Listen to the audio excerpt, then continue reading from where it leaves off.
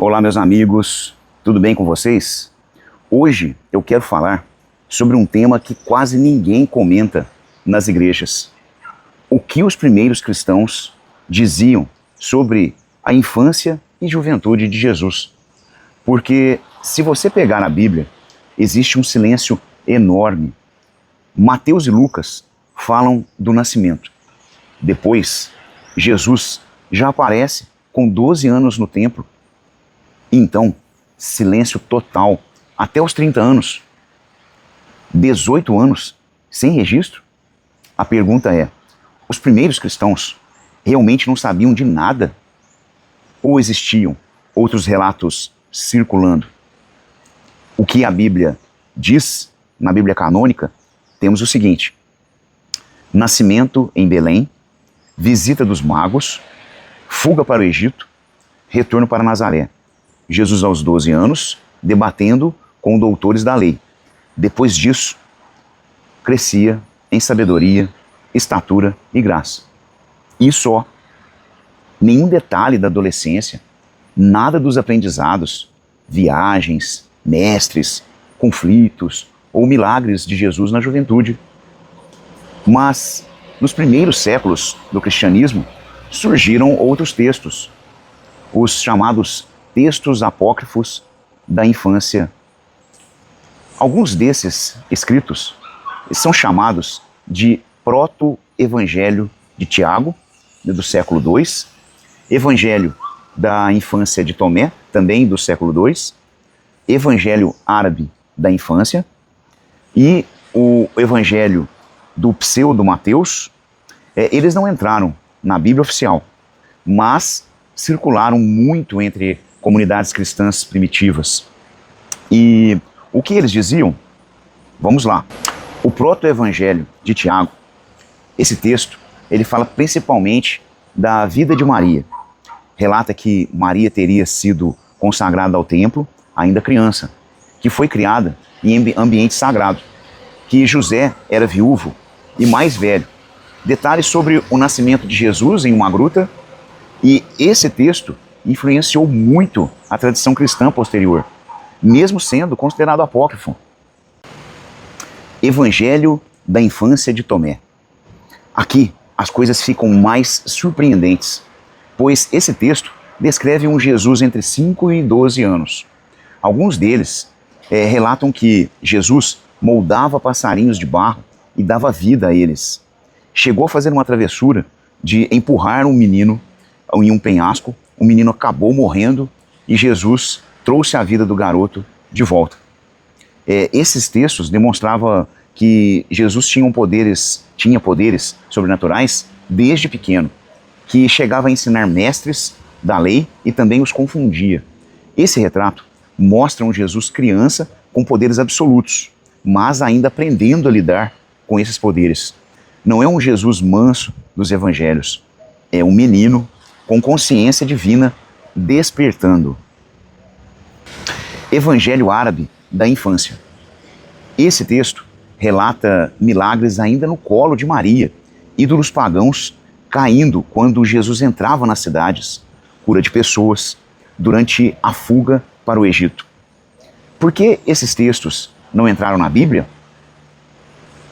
No século IV, a igreja começou a definir oficialmente quais livros seriam considerados inspirados. Critérios incluíam ligação direta com os apóstolos, coerência teológica, uso contínuo nas comunidades, e muitos desses textos eram considerados tardios ou fantasiosos. Mas isso não significa que não revelem algo importante.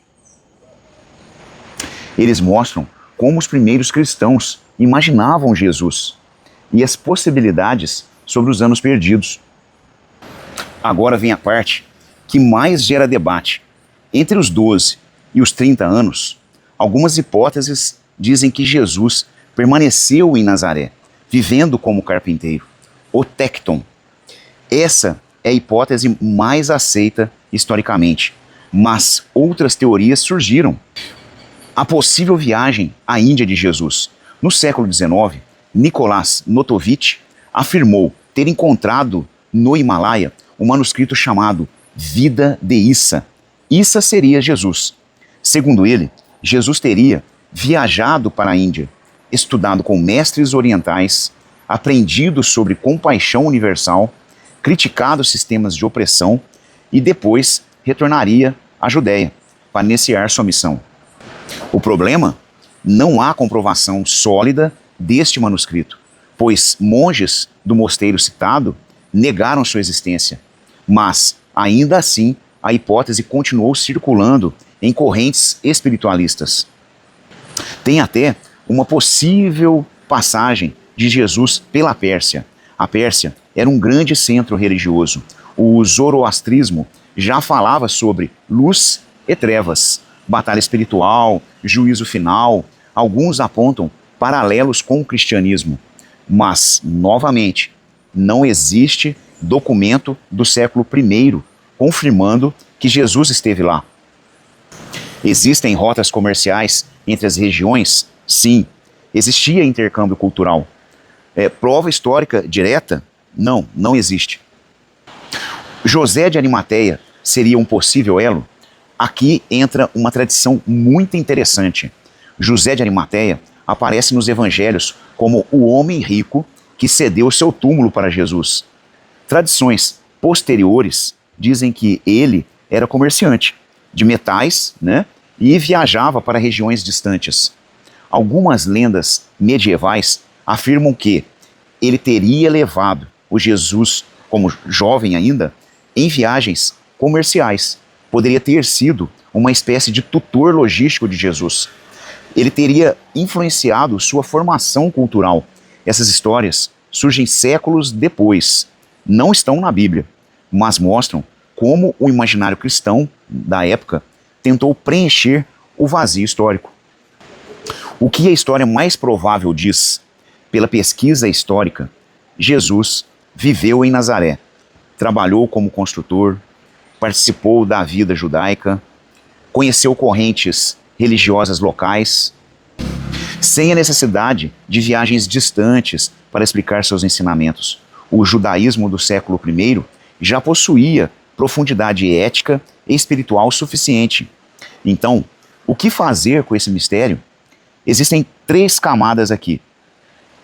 O silêncio dos evangelhos, a imaginação dos apócrifos, as teorias modernas de viagens ao Oriente.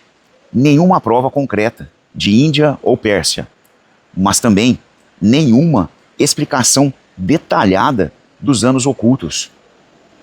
Talvez o foco de quem compilou os evangelhos canônicos nunca tenha sido biográfico, mas era somente e puramente teológico. Eles não queriam contar cada detalhe da vida de Jesus, queriam anunciar quem ele era. Aqui fica uma reflexão final sobre os anos perdidos, que continuam sendo um mistério. E talvez esse mistério exista por um motivo. Talvez estava nos anos ocultos, estava na mensagem. Entre silêncio e especulação, uma coisa permanece. O impacto histórico de Jesus não depende de onde ele esteve entre os 12 e 30 anos. Depende do que ele ensinou depois. E talvez o maior ano perdido não seja o da história, mas o tempo que cada um de nós perde sem buscar essa transformação interior. E se esse tema abriu a sua mente, imagine quando começarmos a conectar tudo isso com os conhecimentos gnósticos e outros livros apócrifos e filosóficos que ficaram fora da Bíblia. Porque existe um universo inteiro de textos, ideias e correntes cristãs primitivas que quase ninguém comenta e que ajudam a entender como a fé foi sendo construída, desenvolvida ao longo dos séculos. Se você gosta de ir além da superfície, se você quer conhecer a história por trás da história, se inscreva agora no nosso canal, participe, comente, compartilhe. Aqui nós não temos medo de fazer perguntas difíceis. Nós analisamos, né, através da filosofia e podemos responder de maneira educada, sem problema algum. Vamos analisar e refletir juntos. E aproveite para assistir também o vídeo sobre gnosticismo, que eu vou deixar o link na descrição.